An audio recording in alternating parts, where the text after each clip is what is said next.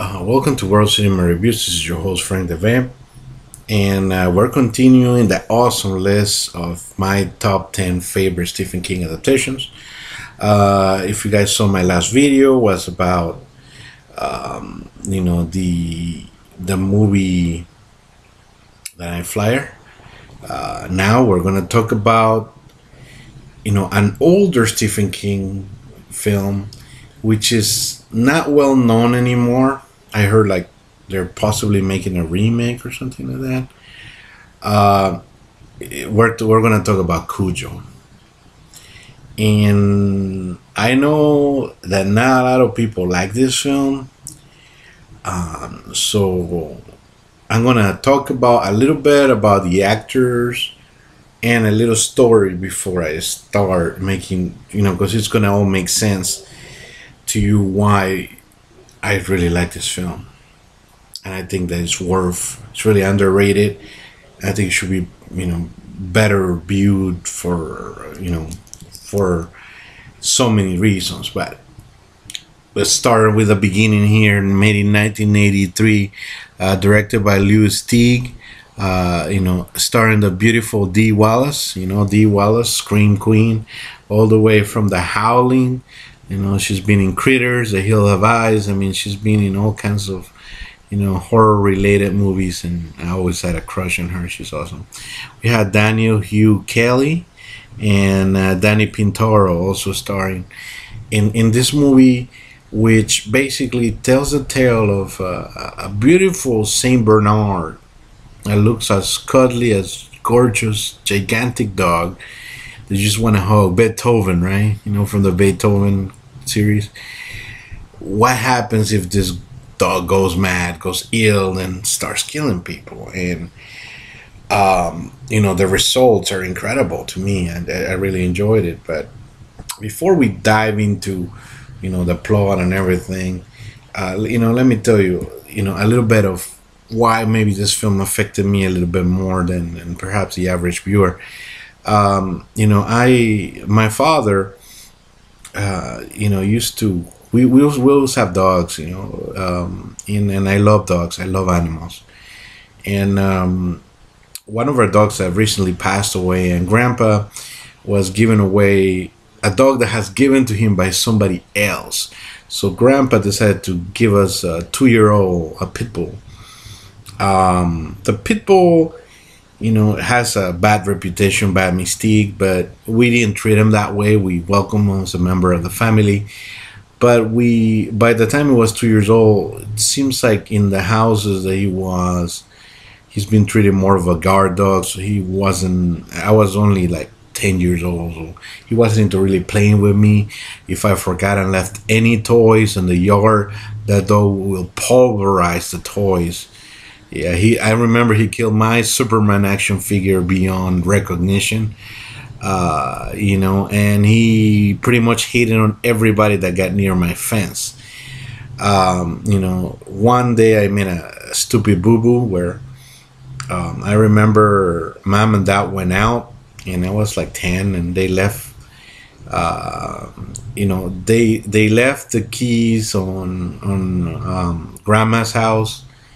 And one day I arrived from school, and it was like a little bit late in the afternoon. It was kind of getting dark, and I didn't want to go to Grandma's house. I forgot why, but I figured I would just jump over the fence and open the back door. And we had only the pit bull for about a couple of weeks, so it wasn't long. We hadn't really bonded, so I forgot we didn't have it. We even had it. So I jumped over the fence stupidly, and I heard nothing. The freaking dog wouldn't bark a thing. And he grabbed me. He grabbed the leg. When I started speaking, he let me go. He could have crushed my leg, but thank God. I mean, he just held me tight. Like he was ready to crush it. I think he didn't even draw blood. But I remember I had some teeth marks, but he didn't go the way. Had I been an intruder, my leg would have been mangled.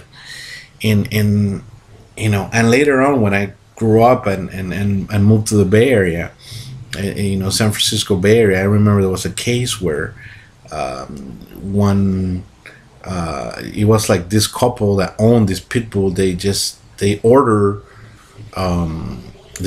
their pit bull to kill a neighbor or something that they didn't like or something like that. And I always had this mystique, of large, bad reputation dogs going bad, and watching Cujo totally brings it all back to me.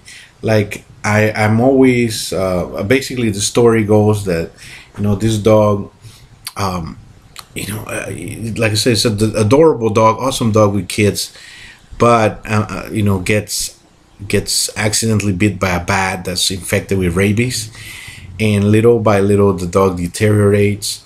Happens to be that Dee Wells and her kid, they're going to this place where Cujo lives, which is like kind of like a out of the way place where they get repairs on their vehicle,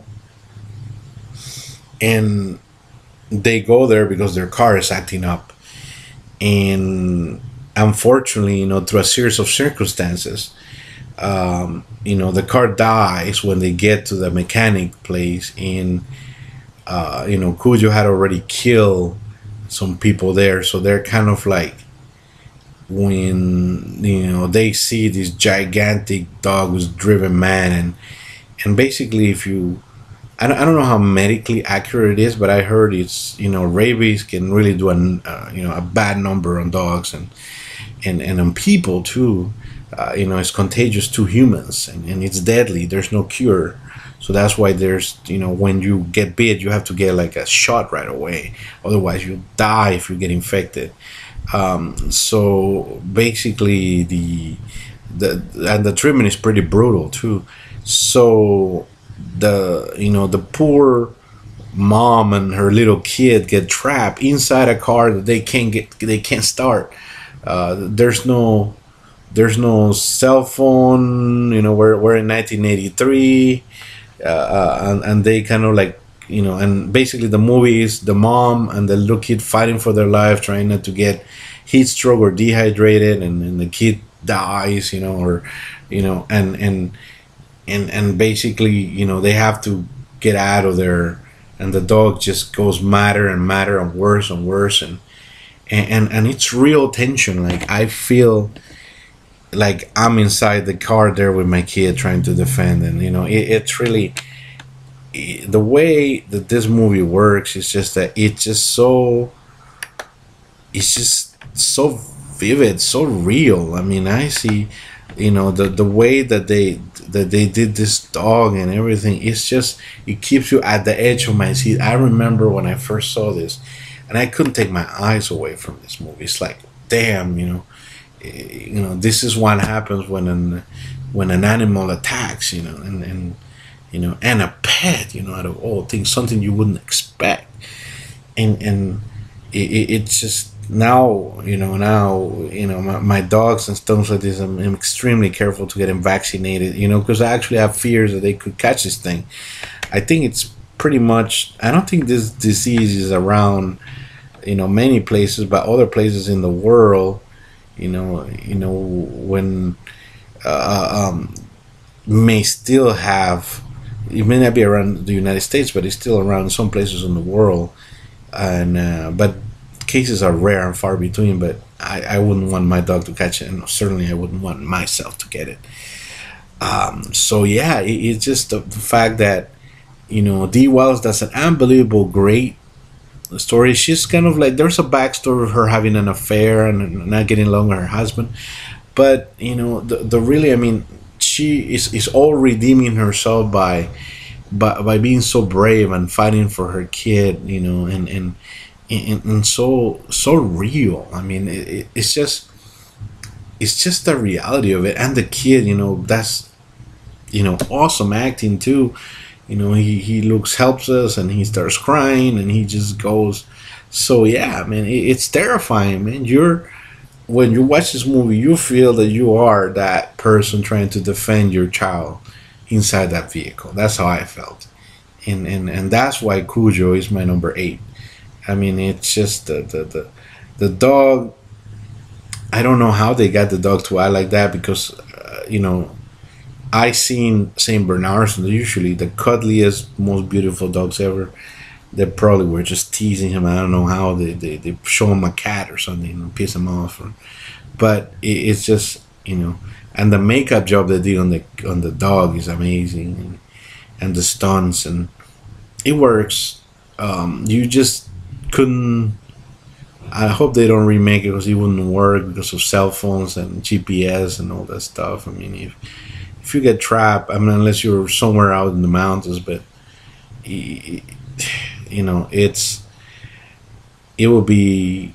I wish that they don't touch this film because it was well directed, awesomely acted. Everybody in it was really good, and yeah, the kills by Cujo are fantastic. They're really realistic.